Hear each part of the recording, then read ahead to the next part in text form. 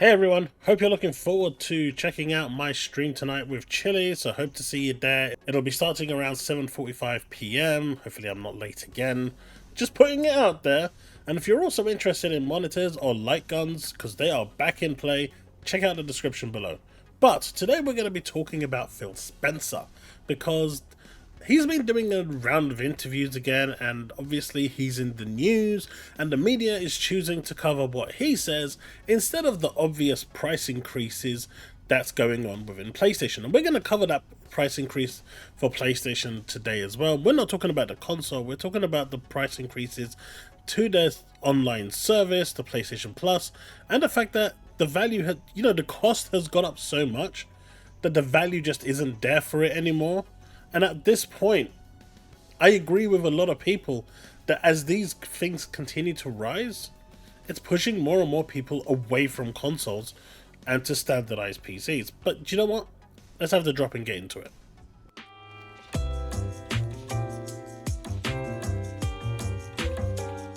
So as you know, Phil Spencer does a lot of interviews. He's in the public eye a lot. He says a lot of things. A lot of things are taken out of context, and a lot is just misconstrued. However, one thing that is pretty consistent is that Xbox is moving closer and closer to a multi-platform with a platform their own as much as possible. It's a weird hybrid that they're going for. They aren't truly multi-plat because they're still going to have their own console or whatever platform they want to call it, but they are kind of pushing everything else out in a bid to just make more money as they are a business. But one thing that recently came out is the news about Game Pass. Obviously, Game Pass is a fantastic service, and with the price increases to PlayStation Plus, well, it just makes Game Pass an even better value. And if you're looking at the differences between Indiana Jones on the PS5 Pro and the Series X, the differences aren't that great. In fact, they're almost non-noticeable. Some may actually prefer, like I do, the Series X version. The color depth of the Series X images appeal to me more, although the PS5 version does have a higher resolution. Well, the Pro version. But this message was basically said by Phil Spencer. For me, I look at Game Pass as a healthy option for certain people, like myself. I save a ton of money on it. I subscribe to it every year, and it's great. It's not for everybody. And Phil Spencer has said this multiple times, right? He said this multiple times. But you know what? Let's just play the clip first and then we can come back.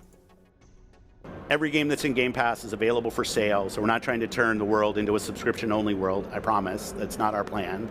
And we think it's a great model for certain teams, and for other teams that decide it's not the right model for them ever or right now, that's also totally cool. So, as you can see, he's said this multiple times, but apparently now it's news that Game Pass isn't for everybody, where people think it's stagnated, when in reality Game Pass is probably sitting at around 50 million at the moment.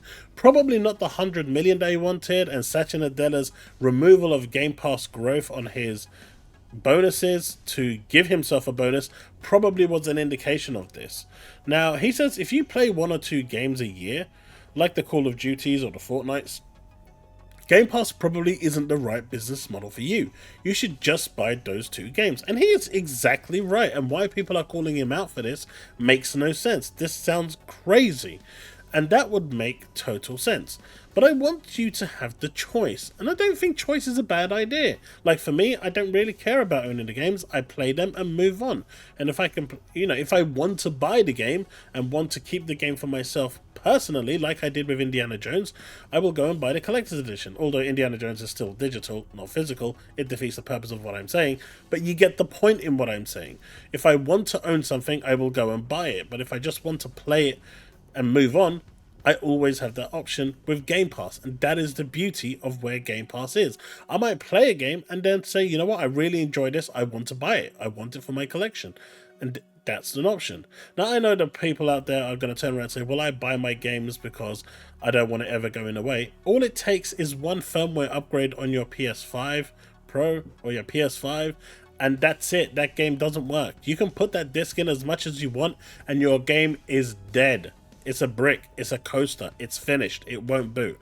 You'll have to go and buy another PS5 in order that doesn't have that firmware upgrade on it in order to play it. Now, some people have told me they actually have one in cold storage for that rainy day. That's crazy, right? Anyway, and that would make total sense, but I want you to have the choice, so we remain focused on everything that's on Game Pass is also available to buy. We're making those games available to buy in more places. Now, obviously, Game Pass is bringing in roughly around $5-6 billion a year at this present time, give or take, with the maths that we can do. The cost of Game Pass is roughly about 1 or 2 billion. That's the last we heard. So they're making a staggering around up to 4 billion in profit through Game Pass. That's a lot of money for them just to throw away. And obviously that's one of the key reasons why the console platform will not go away, because the majority of Game Pass subscriptions are on the console. Now that may change later on as subscriptions go, cloud gaming evolves and becomes, more prevalent. Especially with the console prices estimated to be between $800 to $1,000 for next generation, cloud gaming could be more popular sooner than you think. But there was other news that came out from this, which is really cool. In the new interview with Phil Spencer on Microsoft Gaming Business, Microsoft committed to developing new IP. Now this is cool because we've been seeing like old IP for a long time, but games like South of Midnight are a breath of fresh air. You have no idea how many times I had to say that this morning. And I actually really enjoy it, and I really hope it wins some awards because it is a really, really good game. I don't get the hate it's getting. It's actually a phenomenal game. I'm not going to give it a 10 out of 10, but I'd easily give it... I'm still playing through it. I'm towards the end. I'm about 8.5 at the moment, edging towards a 9 at the moment. I'm really, really enjoying the game. He's a big believer in Nintendo. Now, this is the one that's going to have a lot of people questioning, because apparently on the back of this, there was talks of Halo Master Chief Collection coming to Switch 2, Diablo 4, Microsoft Flight Simulator. These were the names thrown about. And now I know a lot of people are going to be questioning Halo Master Chief going to other platforms. At this point, it's just a matter of time that it will. Now, the big question is, will the next Halo, the big one, be day and date on all platforms? That's when you're going to see a lot of drama, if it actually is, from the Xbox fans. You've already got people like Kid Smooth who have officially come out and pretty much, they're almost done with Xbox, because as far as he's concerned, the brand is pretty much, the core of what the brand was is done. And what's left is a shell of a third party that doesn't really resemble Xbox anymore. And we're going to get into that in my stream tonight, because I want to check out that video and discuss about it, because there's a lot in there. So hopefully I'll see you there tonight. But he's a big believer in Nintendo and wants to support the Switch 2, which will probably last around, another 7 to 10 years. The Switch 1 sold 145 to 150 million. I think it's 150 million units. So you can understand why he wants to reach out to Nintendo, because at that point, that's a lot of real estate that they, people can cover their games. And if he can get those games working, or get Game Pass, at least via xCloud, working on the Nintendo platform with Nintendo's permission, that will be a huge win for Phil Spencer. The key one here is that there's more unannounced games, which is cool, because that's amazing. We already know of a ton of games coming, but there's more unannounced. Some stuff that's unannounced, I'm walking in my head to make sure I don't leak anything. Now, obviously, if he's talking about Oblivion, it doesn't need to be announced. That's already out there. Call of Duty is a yearly game. Starfield is a yearly expansion. Diablo yearly expansion. I think that's gone to 2 years now. So I don't expect these to be the ones. But Windows Central also wrote an article of this in regards to what he was saying, and there is actually a transcript of what he said, right, which is what I wanted to cover here.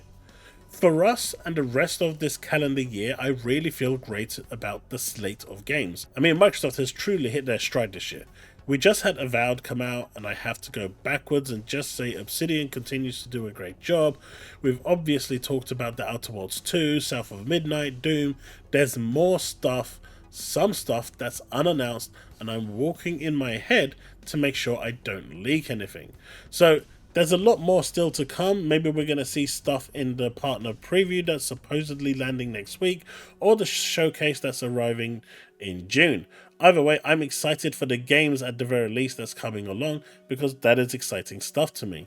But during all this time, where Xbox is delivering on games after games. Sony is cancelling, and I don't really see any drama about this. Gamers in Canada right now are feeling very, very upset. The basic PlayStation Plus has now hit $110. Now, obviously, this is Canadian, but I remember a time when this used to be like £50 in the UK, and it's now £75, I believe. The extra has gone to almost $200, and premium has eclipsed 200 at $225. And this is without day one, right? This is without day one games. That's crazy. And people are still saying that Xbox is the one that is anti-consumer.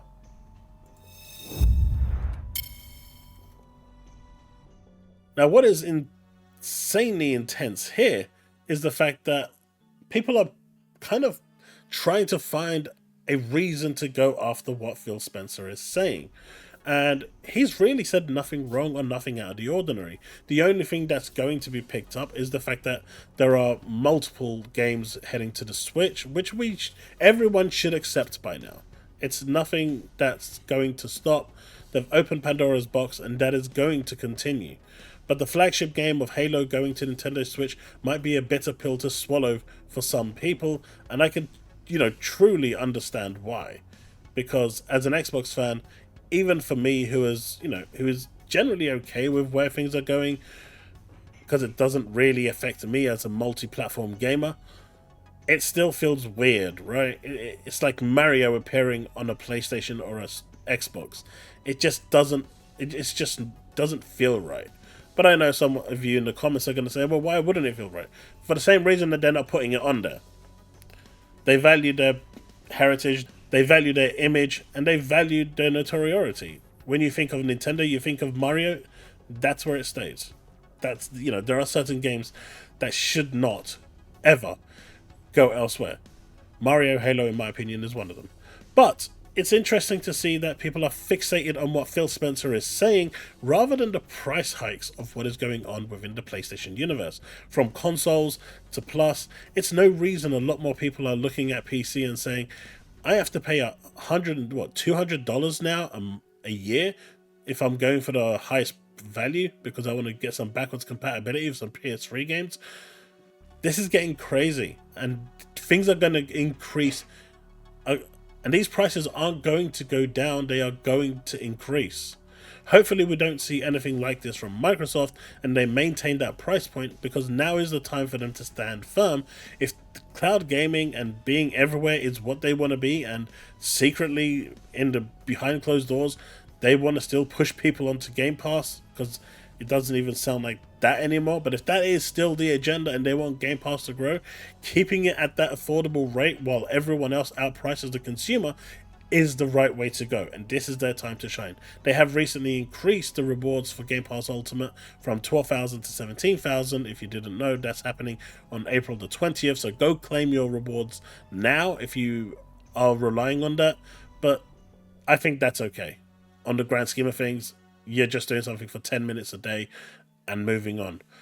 But I just don't think this is that big of a deal. We'll cover this in the stream today, and I hope to see you there. But what's your thoughts on all of this? There's more games coming to Xbox, more unannounced games. The big ol' "it's not for everyone" is a nothing burger in my opinion. He's already made statements clarifying this and clearing that information ages ago. So, I mean, Microsoft is in a peculiar position. They are a third-party company with a first-party platform, and they are feeding that platform with games day and date. So as an Xbox consumer, as an Xbox customer, I think you should be okay. I think you should be, as an Xbox consumer, as an Xbox customer, sure, you probably are getting the treatment that you wanted, but the day one games should be carrying you while you're paying for your subscription. I don't know. Let me know what you think in the comment section below. Let's have that discussion. I'd love to hear your thoughts, read your thoughts, and have that dialogue. Don't forget to like and subscribe if you've enjoyed this video.